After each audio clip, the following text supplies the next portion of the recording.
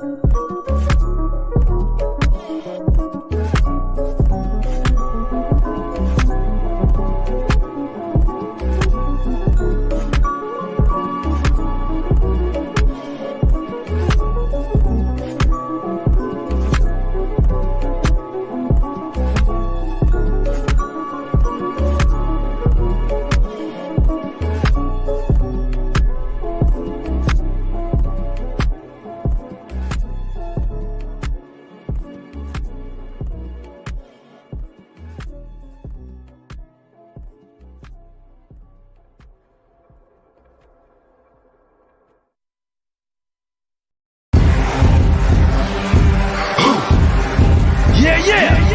already know what time it is.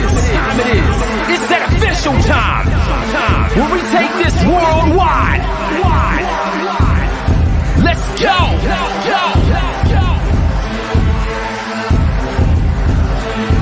Listen. So now it's time to turn it up. Surf the radio waves as we begin to burn it up. We all up in your area like landscape, definitely bringing you the pancakes. It's a mandate that you tune in. It's time to move out so we can move in and recognize that this is no illusion. I'm here to clear the air so that there is no confusion. It all started off in the book of Genesis when Jacob was wrestling with who he thought was his nemesis. And when the man saw he couldn't overpower him, he touched his hip but he really couldn't devour him. And from that point, then we hear a name change, rearrange the game, so now we gotta change lanes. So I'm here to let you know it's time to listen to the Pancake and Powerslam Show. Let's go! Turn it up, it's the Pancake and Powerslam. Turn it up, it's the Pancake and Powerslam. Turn it up, it's the Pancake and Powerslam Show. Turn it up, it's the Pancake and Powerslam. Turn it up, it's the Pancake and Powerslam. Turn it up, it's the Pancake and Powerslam Show. Turn it up.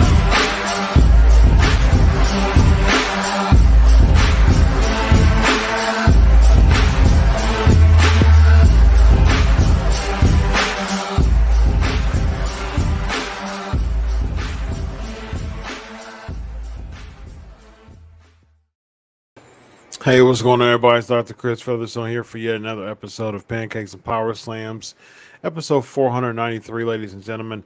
I've got a lot of energy right now, but I don't have the energy to express it. So I want to deliver a lot of energy, but unfortunately, I don't have a lot of energy to express. My back has been hurting like crazy today. It's caused like a migraine headache. Actually was at the ER I was waiting for 4 hours, and I got admitted. After waiting for 4 hours, went to triage and registration, all that. 4 hours later, I was admitted, and they told me, okay, well, this could be this, could be that. We're going to give you this and that, and then so I had to wait like another 35 minutes for the doctor to just write me prescriptions. So I was in the ER for about 4 hours and 45 minutes or so. Just to get hey, how you doing? This is what you're gonna do. Let me do this and do that real quick and blah blah blah. And have a good day. So it's been a crazy crazy evening, but I was able to come home just in time to set up for my shows, and I was able to interview Kevin Thorne successfully. Nice guy. It was a pretty cool interview, and I'm here to talk about some AEW. So there's a good chance that the show may be cut short. I'll address some Ask Chris questions. I'll do a match by match of AEW. And we'll take it from there. So before I go to AEW, let's, of course, ask Dr. Chris. Start with Ricky. Hey, yo, Kevin Thorne finally turned up. First time interview. Yeah. So first time interview with Kevin Thorne. He actually wasn't feeling well the first time, and he overslept. And we talked the next morning, and he was so apologetic. And so he was like, man, whatever dates you want. I was like, man, I don't have an opening until this date, which was today. And so He said, "Yeah, I'm on it. I'm on it. Whatever day I'm on it." So nice guy. What I think about the changes coming to NXT, we'll see. It starts next week. So what does that mean? I saw the template of the arena seating. The seating looks good. I like how it's supposed to look as far as the seating looks better. Um, I heard the production's supposed to be better as far as the lighting and everything like that. So if it's a matter of just there's so many rumors flying around, I guess we won't know until next week. But if it's just a production change, I'm fine with that. I mean, there's a lot of rumors of it's going to be some big overhaul. There's a rumor, then a rumor killer of who's going to be managing it, and so we don't know. I mean, there's so many rumors and speculation, things like that. So we won't know. Not a big fan of the logo. Maybe I'll change my mind, but and as of now, yeah, I'm not the biggest fan of the logo, to be honest with you. So we shall see how that turns out. But I mean, we'll see. I mean, at the end of the day, we'll see how it turns out. We'll see what happens with NXT. Um, they let go a lot of NXT people. They hired a lot of new people for NXT. So we'll see how it goes.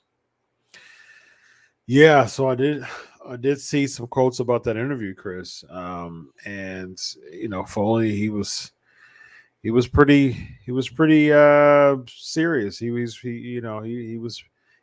wasn't at a loss for words when it came to his feelings toward WWE and the fact that they have a problem. AEW's AEW's the biggest buzz in town right now. I mean, it's the new kid in town, gets the biggest buzz at the school. There was a jock for so long. There was one jock for so long, and now it's a new jock, ladies and gentlemen. So, um, hey, man, uh, as I'm not a big fan of a lot of what AEW does. I'm just not a big fan of pro wrestling. Period. Just overall, it's just the storylines are just terrible. I know a lot of people. I know a lot of wrestling old wrestlers or even current wrestlers, and it's across the board. People just don't like the way that the storylines. There's just no stories, and it's just a bunch of injury prone matches, and so that's a problem. But hey, look, I'll give credit where credit is due. AEW this weekend, it revived. In a sense, it revived the buzz that around professional wrestling. And as a wrestling fan, as a lifer wrestling fan, hey, I can appreciate that, man. I can appreciate that. I got a lot of criticisms when it comes to AEW, but I mean, hey, man, look, you call AEW created a lot of buzz for professional wrestling this past weekend. And, that's a good start. Now, what they're going to do with it, that's another story. But definitely a good start for this past weekend. And then, as Vince Russo and I explained last night on Legion of Raw, man, they had an alley-oop. And I said this on the show yesterday. Raw had an alley-oop to just deliver the goods. I mean, just all you had to do was just dunk the ball. That's all you had to do. AEW gave you an alley-oop this weekend with Rampage on Friday, and then on Saturday, on Sunday, you had All Out, all the buzz going around this weekend as far as Punk's first match in 7 years. Is Daniel Bryan going to show up? Just so many things going on when it comes to the buzz going on as far as debuts, contract expires. The weekend was surrounded with AEW and the pro wrestling in general. Is Daniel Bryan, because it's still bringing WWE in the fold because Daniel Bryan was a former WWE employee. Is his WWE contract expired? Those things. It was causing a lot of buzz in the pro wrestling industry, period. And AEW delivered, absolutely. An alley-oop to WWE, and they got rim jammed based on Raw. Raw was terrible. It was terrible. You had an alley-oop. Just all you had to do was just dunk the ball. It was terrible. Thoughts on Taker return to SmackDown? From what I heard, that's been pulled. That's been that was something, and now it's nothing. I know that he is going to be in a Netflix movie with the New Day, so it seems like they may have put him on there to promote that. Could be, but I doubt that that's going to be a thing. I know Brock Lesnar is going to be on SmackDown. Aaron, I posted it on the chat. It's called Balance by Kromanichi, a chill hop artist. And I also clicked on the Amazon link for you to support him. Very nice guy. See, I like random questions like this. Okay, lots of good questions. Do I think that All Out was the best pay-per-view of the last few years?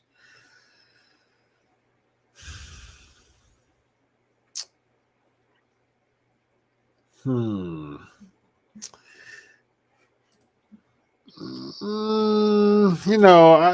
see. I'm a psychology doctor, so I don't like really answering questions like that. Give me some time. Ask me that probably about a month or so, because it's easy for people to get recency bias. That's a psychological term in a philosophical and psychological term called recency bias. So it's easy to say yes to that right off the gate because of recency bias. But at the same time, when people get recency bias, it doesn't really give you an accurate representation of the full picture. So it's easy to get recency bias, and it's easy to be a part of the hype and say, "Oh my God, it's just the best, pay-per-view in the past few years or ever." And I don't know about that yet. Has it been the best pay-per-view of the year? So 2021 was in September. Sure. I'm thinking of anything that would compete against it. Maybe 37 night one with Sasha and Bianca Belair. It was pretty solid. Night one was. Nothing else really stands out as far as memorable pay-per-views to me. Yeah. I mean, it's a very low bar when it comes to comparison, to be honest with you, as far as pay-per-views, period, this year. This pay-per-view, 2021 period, has been a very, very weak pay-per-view presentation altogether. So it's a pretty low bar. So out of that low bar, I'd probably say that AEW All Out was the best pay-per-view of the year. So the song bangs according to Will. Thank you, my man. Appreciate you, Will. I don't know if you're a first timer, but we always give first timers some love. So if you're a first timer, Will, let us know, and you get a big salute from the PNP Nation. Will, I'm a DJ, so I'm a huge fan of chill hop. I'm a big Christian rap guy too. But every single week I play a really cool chill hop song on the intro because I love chill hop music. That's one of the types of music I listen to more than anything. So there's just a plethora of awesome chill hop artists that I like to showcase, and so I play an intro song leading into the show. As Aaron knows, Aaron always jumps on during the intro to listen to the song of the week that I play. And this week was a chill hop artist by the name of Kromanichi, and the song was called Balance. So thanks, man, appreciate that. Ricky's asking, do I have a new watch? No, I've had this watch for a long time. I just this is work clothes. This is my work garb. So I don't have my my typical just settle in clothes because I was at the ER for 5.5 hours straight from work. And so typically, I'll have more relaxed clothes on. And so I actually prefer, I mean, I'm cool with wearing, this shirt, but, it's midnight in my neck of the woods. And so I'd rather have a relaxed garb on right now, but it's all good, man. I do it for you. You know that. So I've had this watch for years, actually. So, but I don't wear it at home. I don't while I'm at home because there's no need to. Do I have pets? No, I don't have pets, and I don't want any pets for now. So, thanks, Cherie. I appreciate it very much. Thanks, Chris. Always a great. Shout out to Chris, man. Shout out to Chris, huge supporter. Appreciate you doing the show, but I hope your back starts feeling better. My God, put his healing hands upon you. Amen, my man. Amen. Yes, Ricky, I agree with this 100%. I agree with this 100%. Lack of star power. I've had so many conversations about this, and I've said this. I say this over and over and over again about NXT. The star power in NXT is very, very lackluster. And then you let go of people like Bronson Reed, who's a star in the making with NXT. That guy was money, absolute money. Awesome look, had a Bam Bam Bigelow look to him. My favorite NXT theme song going right now. Just a really good look, super supportive. The fans were super behind him. Very good in the ring. I don't understand why you just didn't create NXT around developing Bronson Reed. He was absolute money. It just doesn't make any sense at all to let him go. That's probably out of all the releases, that was probably the most just head scratching release to me. I mean, Braun was up there too. So was Black. But Bronson Reed to me was the most head scratching. They kept trying to do certain things with Black. Black is super creative. He was sitting on the sidelines for a while. They really couldn't, they didn't know Black's character enough to really do what he wanted them to do.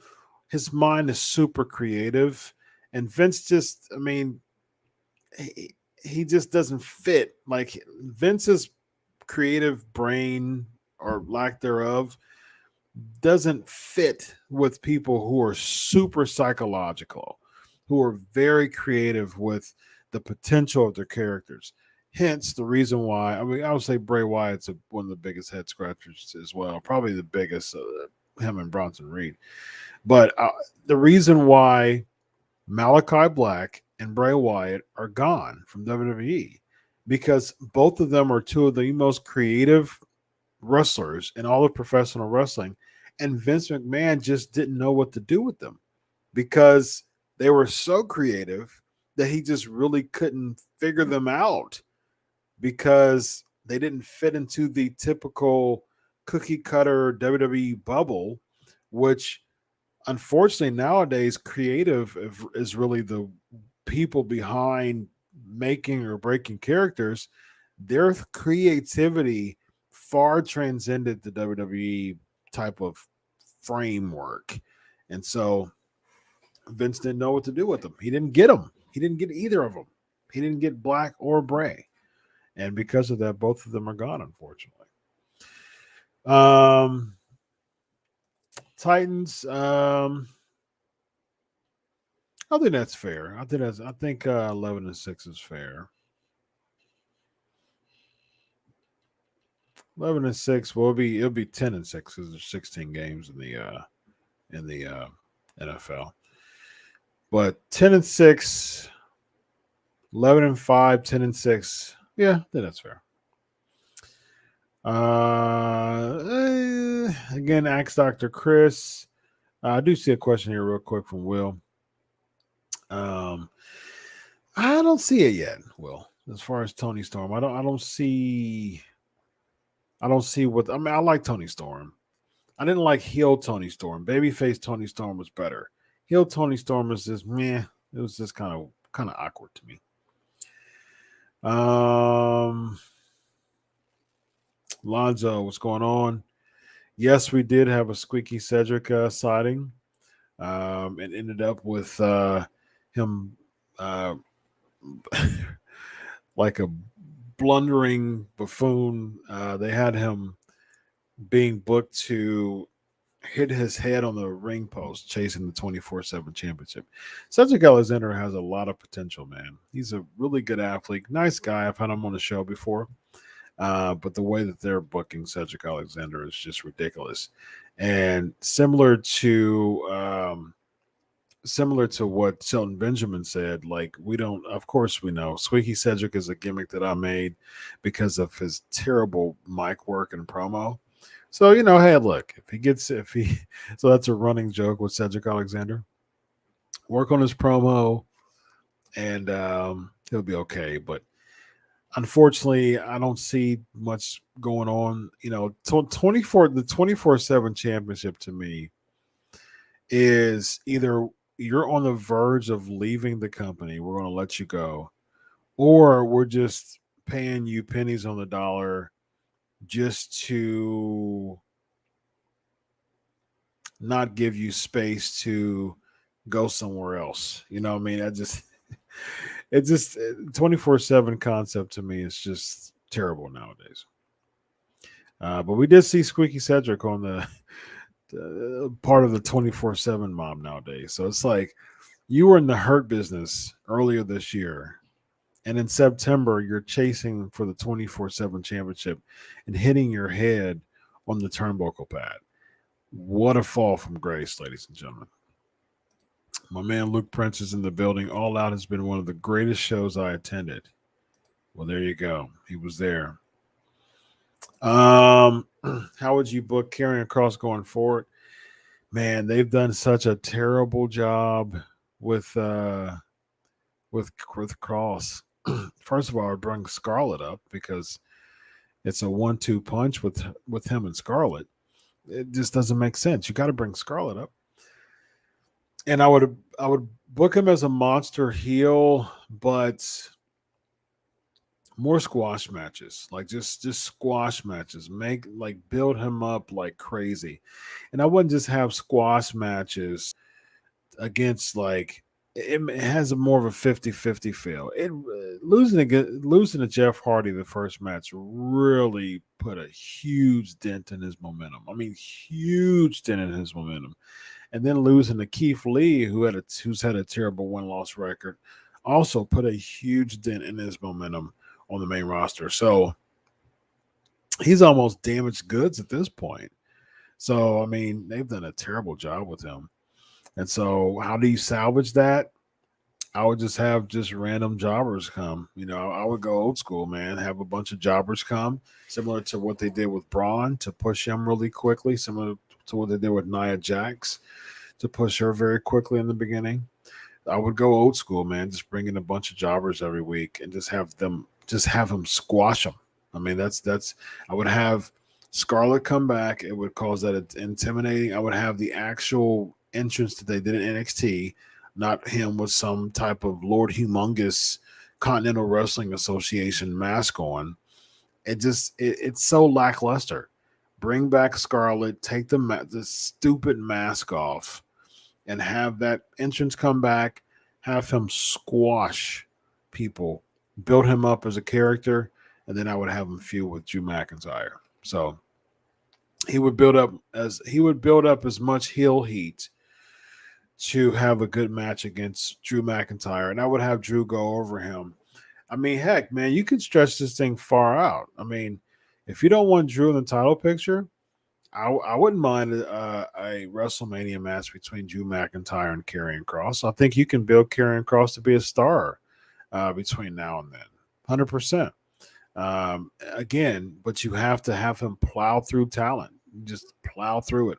And I would have him plow through a couple people, and then I would have formidable names for him to to go against that bump up his heel, his heel heat.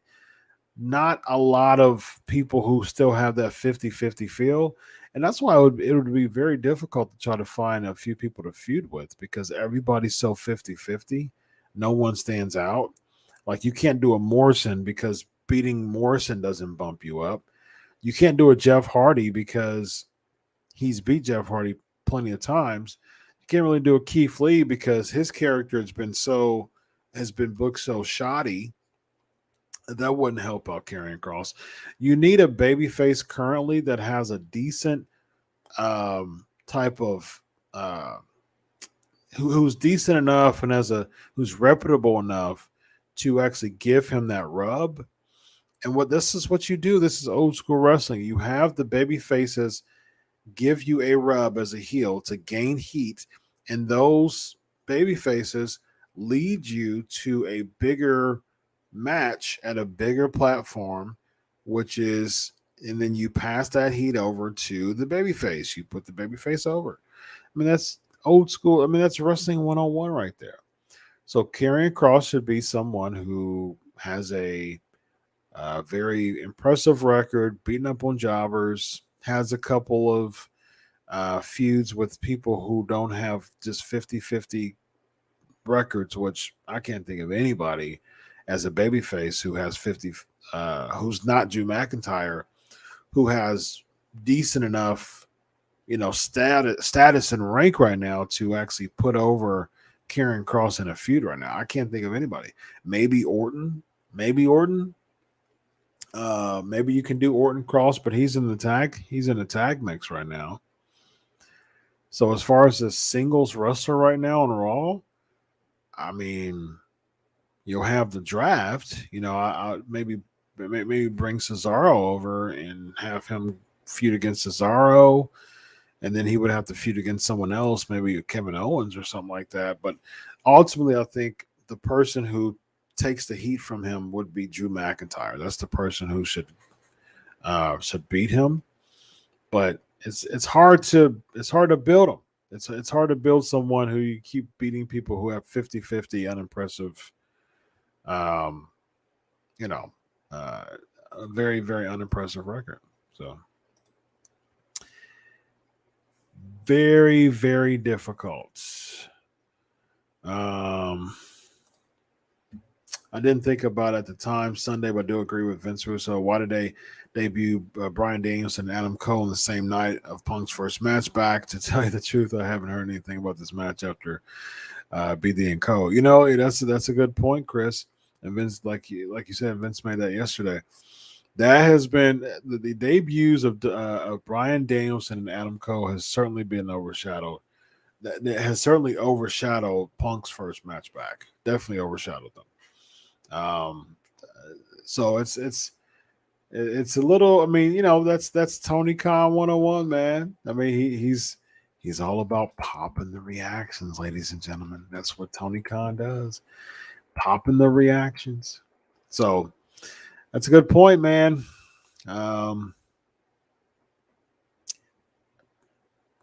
Bryan Danielson and Adam Cole debuting has certainly overshadowed them.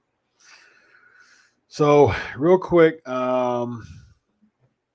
just play-by-play. I didn't check out the 10-man. I don't watch that yet. I don't know if I will actually.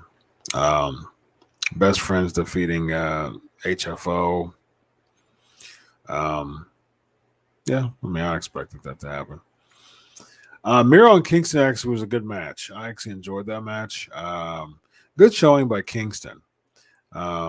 Really shows his ability. I mean, he's been wrestling indies for a while. He was in ROH for a while too. That's actually when I first started knowing about him. Probably about 2006 or 7.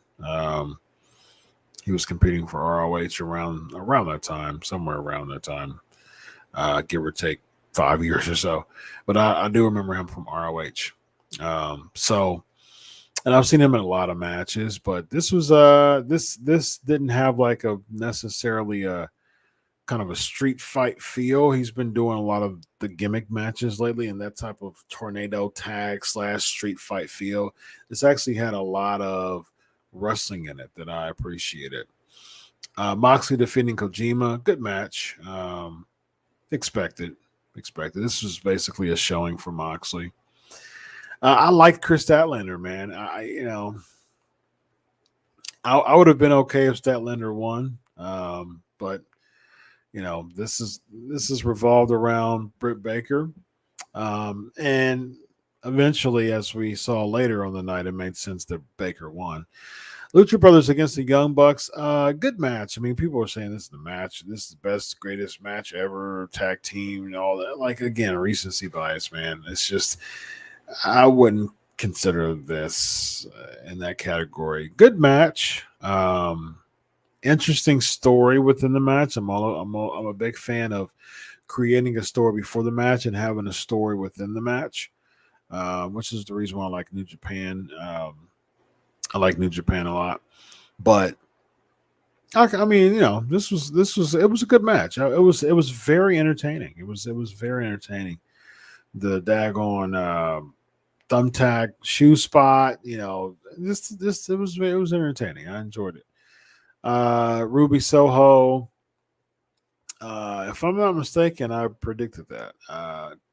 Wasn't a surprise. It wasn't a surprise to me that she won, and I'm cool with it too. I mean, she's a baby face. It looks like they're building her as a baby face, and cool. I mean, she's very talented, and I'm glad that she's already having an opportunity to become, to become a star.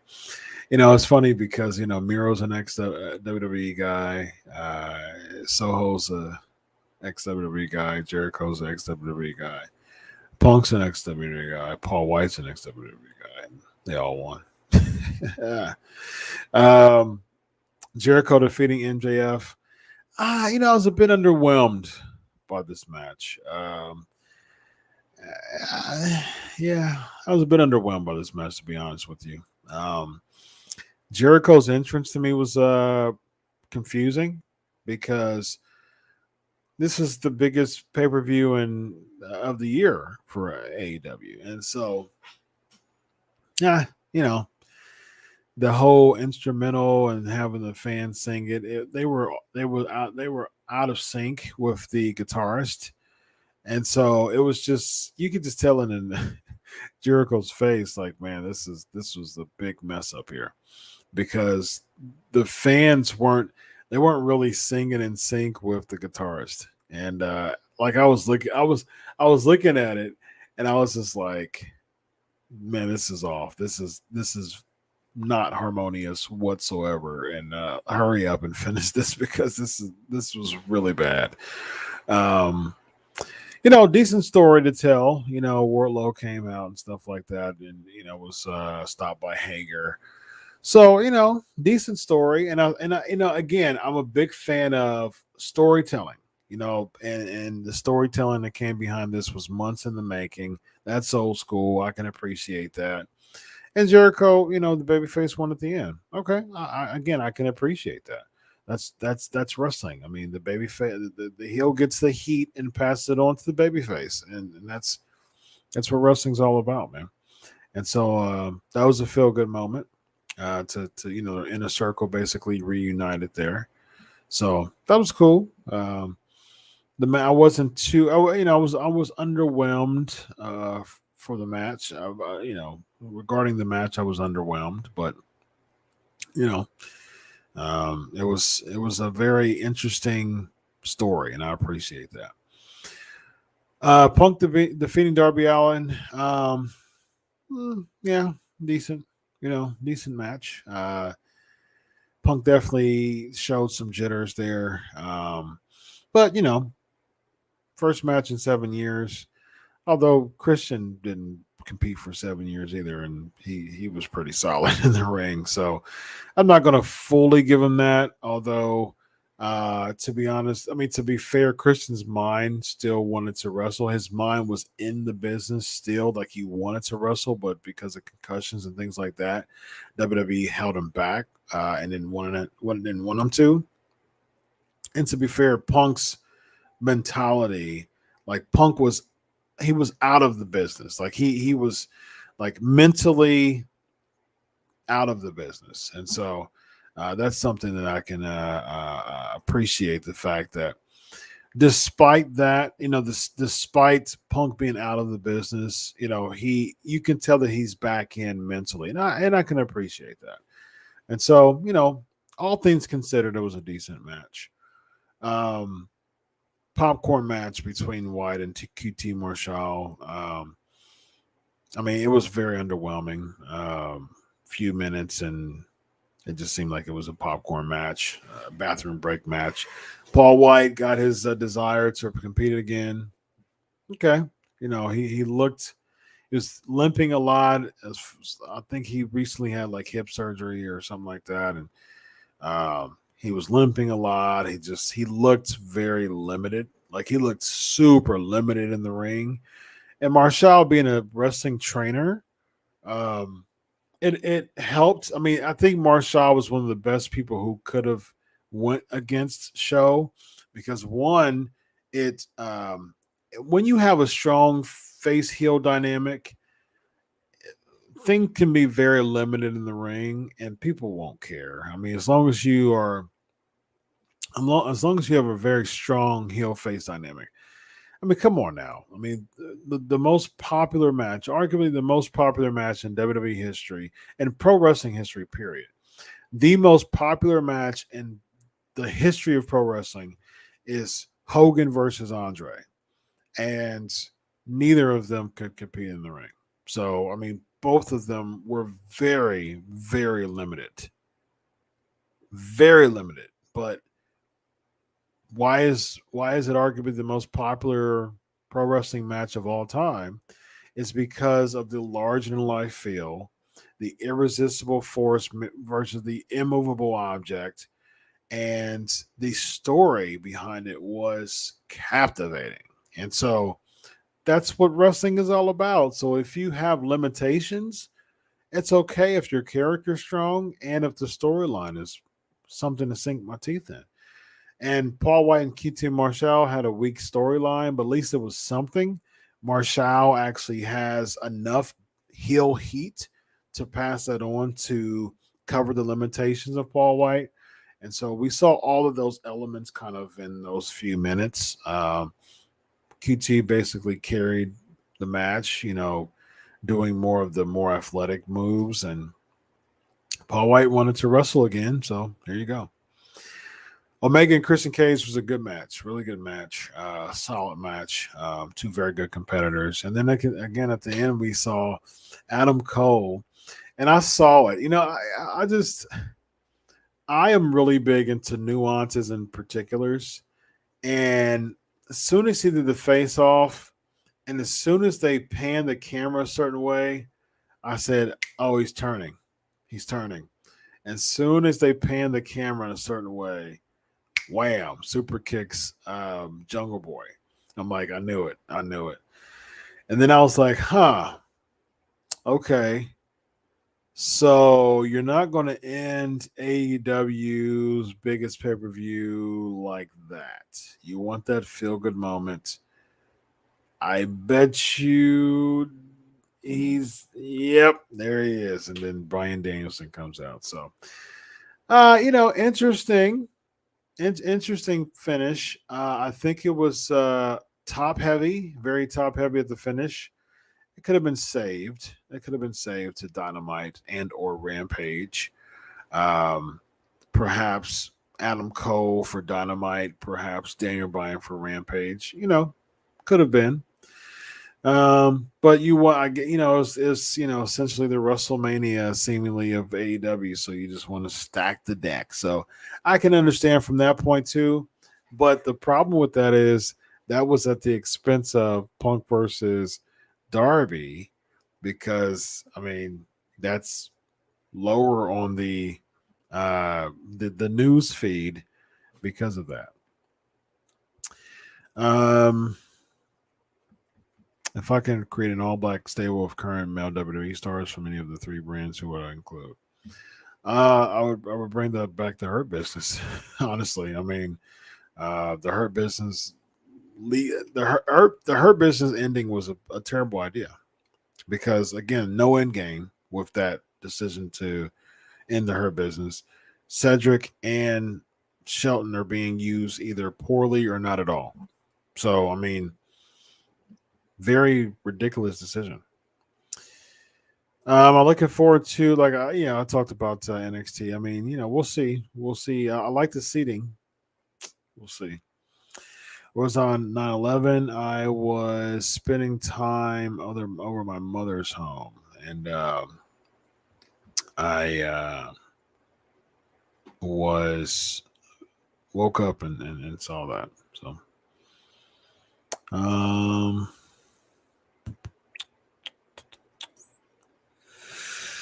I think so. I think it was the most feelings driven pay per view in a while. So when people say this is the best pay per view, they're referring to the matches as big pops from debuts. I think maybe a little bit of both. We shall see. Keith is asking, what do you think AEW does next? Do they just push everyone to just the main rivals? See, and that's the thing, Keith. I think the thing is with AEW, that's the dilemma that they're getting themselves into, because every time these ex WWE guys come in, you have the Orange Cassidys of this world who who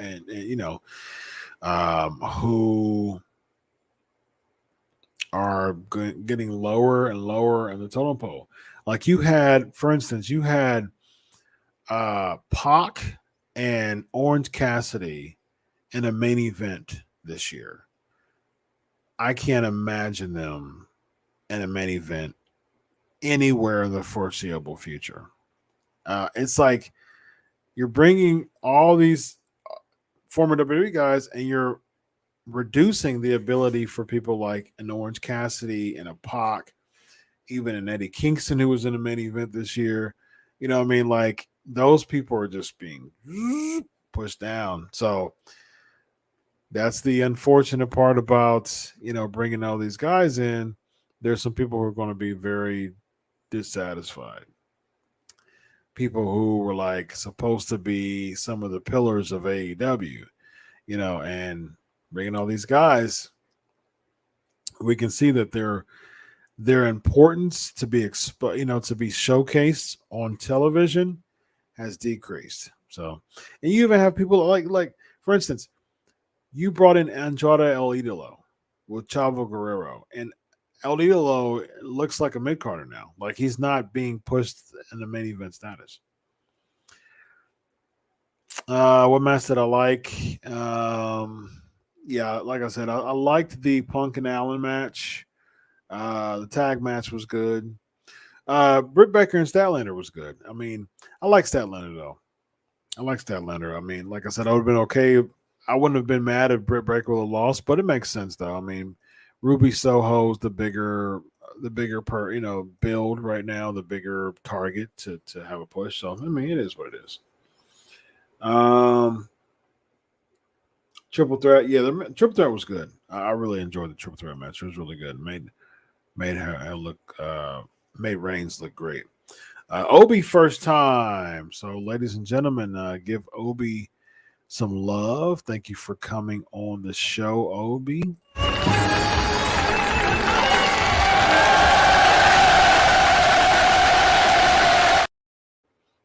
Also, Will as the first time. Let's give it up for Will.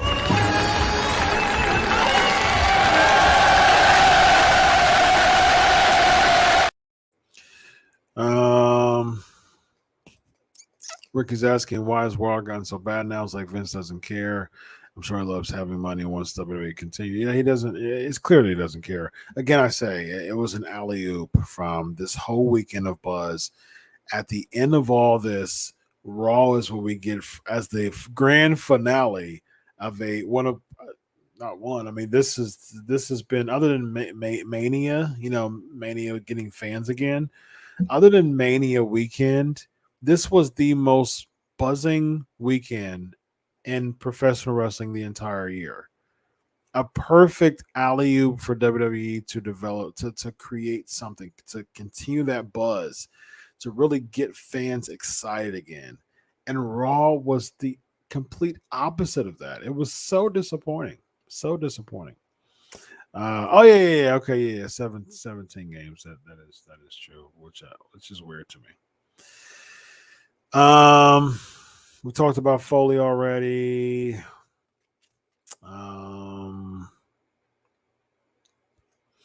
Could have used the 24/7 championship to push young talent. Yeah, I mean they need a TV title. They need to ditch the 24/7 championship and bring back the television championship. If they want to push new talent, that's the title you bring back.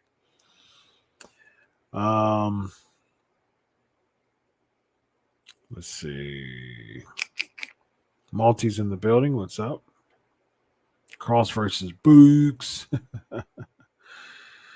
Agreed, Ricky. Man, very man to me, and I'll be there. I'm just not looking forward to that. I don't care about this match. I don't care. Ricky, you're hitting home runs today, man. I agree. He doesn't feel special anymore. 100%. 100%. Yes, Jeff Hardy was in the 24/7 bunch. Just terrible. One of the bouncies, Dana Brooke, was back wrestling against Doudrop on the main event tapings. Nice. So so does that mean, do we get a new bouncies? Do we get Dana Brooke and Eva Marie as the new and improved bouncies? Ooh, we shall see. We shall see. Continue Billy Gunn turn on Wright. Yeah, I think Billy Gunn and Paul White would be the next way to go because they turned. Good observation. Came out the heel tunnel. Very good observation there, Ricky. Once again, I agree. Way overblown with former WWE guys. Agree. Ricky's hitting some home runs today, man. Tina's asking, do you think it should still be Adam Page to be the one who dethrones Kenny Omega? I think his story was so well told. I don't want them to be taken away. Bingo, 100%. I 100% agree with that. And again, it goes back to the talent who was kind of positioned to be pushed. For instance, Page, he's not a homegrown talent. He came from ROH. That's where he became popular, was Ring of Honor. But he's as homegrown as they can possibly get, because of the fact that, he was an original. He's an AEW original. And so they need to push these AEW originals to the main event status. And they used to be tag team champions. They were one of the longest tag team champions.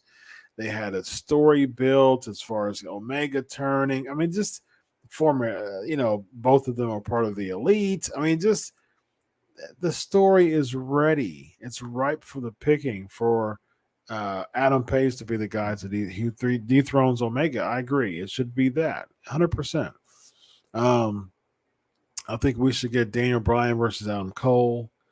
I would wait till further down the line. I would have Page beat Omega, keep the title for a few months, lose against Omega again, and then set up probably for like a double or nothing, maybe like the May pay-per-view down the line next year. Then you do Daniel Bryan versus Omega. But I would push that way down. I mean, don't sacrifice Adam Page's home, just being a AEW original for the sake of bringing in the Punks and the Bryans no, don't do that. I mean, that's one of the biggest critiques that we get now is that could happen, unfortunately.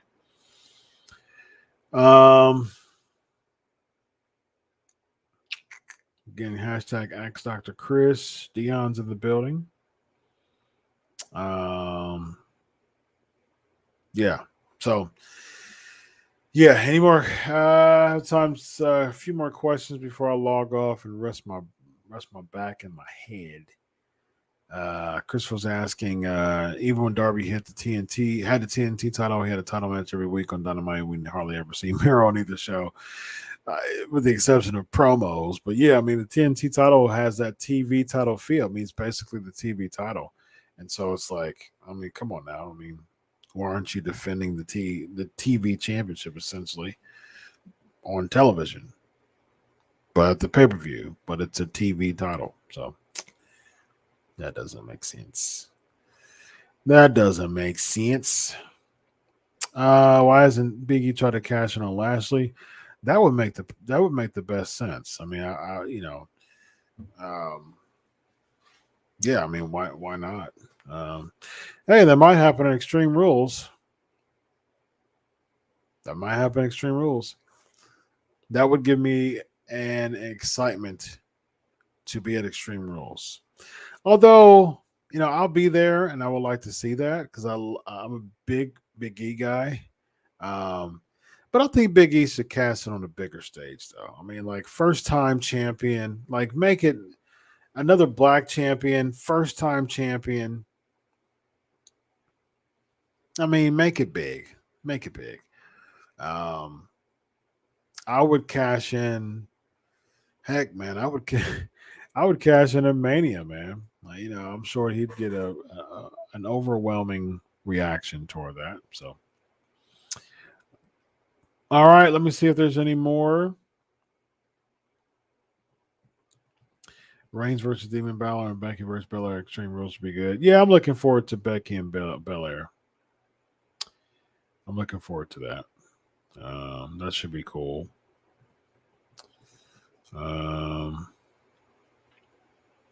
Cool. Danny's in the building. Cool. All right, y'all. I'm gonna rest this head, man. Lashley versus Goldberg, crown jewel. So Lashley needs to be champion for that match. For what it seems like, it's not even going to be a title match. He's talking about, I don't need a title anymore. I'm going for your soul. So that seems like that's an escape route to not make it a title match, which is weird. But if it is a title match, if we get an announcement that it's going to be a title match, we will have a new champion. I can see Goldberg win the championship in Saudi. I can see it. And so